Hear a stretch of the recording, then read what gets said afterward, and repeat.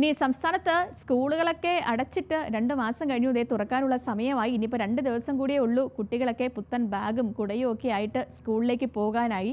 പക്ഷേ നമ്മുടെ തലസ്ഥാന നഗരത്തിലെ കുഞ്ഞുങ്ങളൊക്കെ വലിയ ആശങ്കയിലാണ്. കാരണം കഴിഞ്ഞ കുറച്ച് നാളുകളായി സ്മാർട്ട് റോഡിൻ്റെ പേരിൽ വെട്ടിപ്പൊളിച്ചിട്ടിരിക്കുകയാണ് തലസ്ഥാനത്തെ എല്ലാ റോഡുകളും.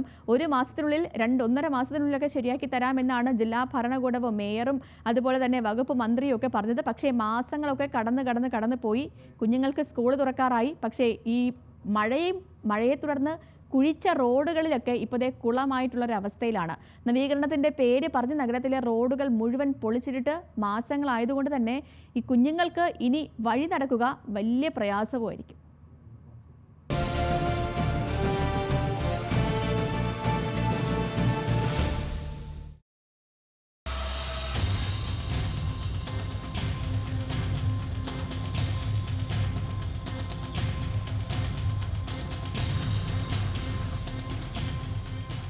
സ്കൂൾ തുറക്കുന്നതോടെ വിദ്യാർത്ഥികൾക്ക് തലവേദനയാകുകയാണ് തലസ്ഥാന നഗരിയിലെ പണി പൂർത്തിയാക്കാത്ത സ്മാർട്ട് സിറ്റി റോഡുകൾ.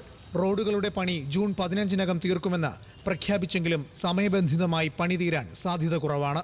വഴുതക്കാട് ശ്രീമൂലം ക്ലബിന് മുന്നിലായി കാണുന്ന വെള്ളയമ്പലം തൈക്കാട് റോഡിലെ കുഴികൾ കോട്ടൺ ഹിൽ സ്കൂളിലേക്കുള്ള യാത്രയെ പ്രതികൂലമായി ബാധിക്കും.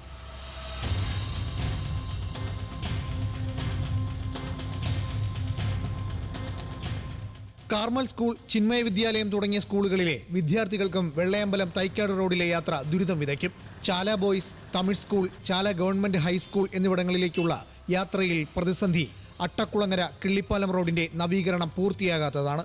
വഞ്ചിയൂർ ജനറൽ ആശുപത്രി റോഡും MG രാധാകൃഷ്ണൻ റോഡും ഇത്തരത്തിൽ വിദ്യാഭ്യാസ സ്ഥാപനങ്ങൾക്ക് പ്രതിസന്ധി സൃഷ്ടിക്കുന്നു. ന്യൂസ് മലയാളം, തിരുവനന്തപുരം.